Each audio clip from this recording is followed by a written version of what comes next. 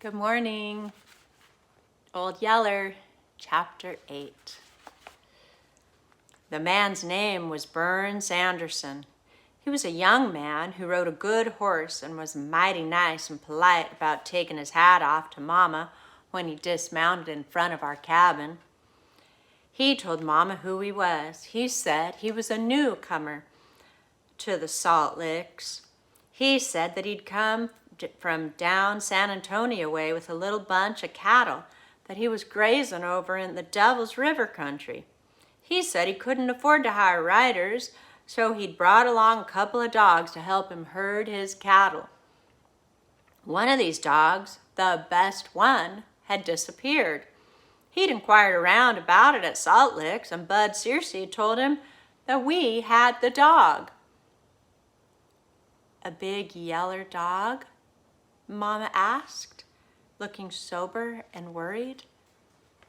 Yes'm, the man said, then added with a grin, and the worst egg sucker and camp robber you ever laid eyes on. Steal you blind, that old devil will, but there was never a better cow dog born.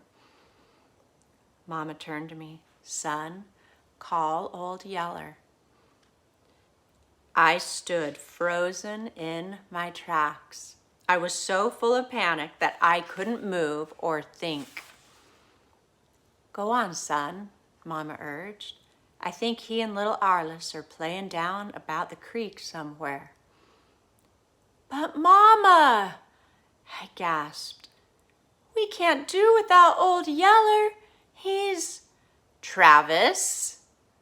Mama's voice was too sharp. I knew I was whipped. I turned and went toward the creek, so mad at Bud Searcy that I couldn't see straight. Why couldn't he keep his blabber mouth shut? Come on up to the house, I told little Alice. I guess the way I said it to let him know that something real bad was happening.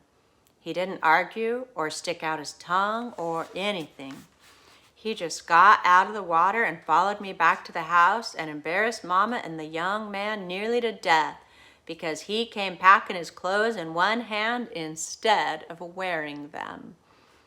I guess Burns Anderson had gotten an idea of how much we thought of Old Yeller, or maybe Mama had told some things about the dog while I was gone to the creek. Anyhow, he acted uncomfortable about taking the dog off. Now, Mrs. Coates, he said to Mama, your man is gone, and you and the boys don't have much protection here. Bad as I need that old dog, I can make out without him until your man comes home. But Mama shook her head. No, Mr. Sanderson. He's your dog, and the longer we keep him, the harder it will be for us to give him up. Take him along. I can make the boys understand. The man tied his rope around Old Yeller's neck and mounted his horse. That's when little Alice caught on to what was happening. He threw a wall-eyed fit. He screamed and he hollered. He grabbed up a bunch of rocks and went to throwing them at Burns Sanderson. One hit Sanderson's horse in the flank. The horse bogged his head and went to pitching and bawling and grunting. This excited Old Yeller. He chased after that horse, baying him at the top of his voice. And what with Mama running after little Alice hollering for him to shut up and quit throwing those rocks, it was altogether the biggest and loudest commotion that had taken place around our cabin for a good long while.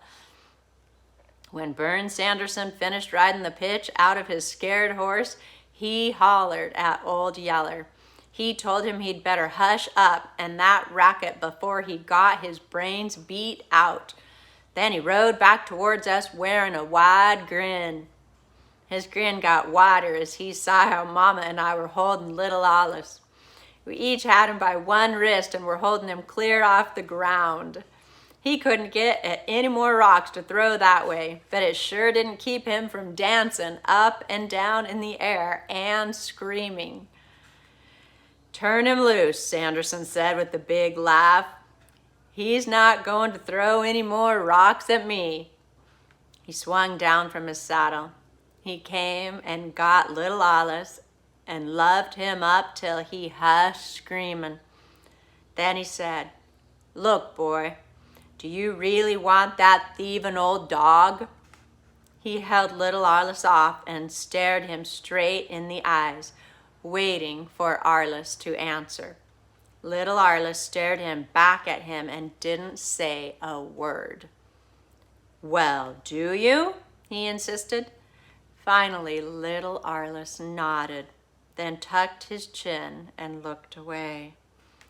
"All right," Bern Sanderson said. "We'll make a trade, just between you and me. I'll let you keep the old rascal, but you've got to do something for me." He waited till little Alice finally got up the nerve to ask, "What?" then went on. "Well, it's like this. I've hung around here, there, in that cow camp, eating my own cooking, till I'm so starved out, I don't hardly throw a shadow. Now, if you could talk your mama into feeding me a real jam-up meal with woman-cooked grub, I think it would be worth at least a one-eared yeller dog. Don't you?"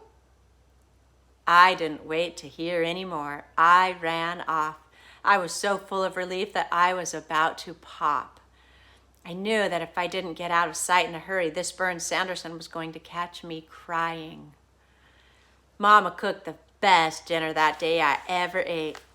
We had roast venison and fried catfish and stewed squirrel and black-eyed peas and cornbread and flour gravy and butter and wild honey and hog plum jelly and fresh buttermilk.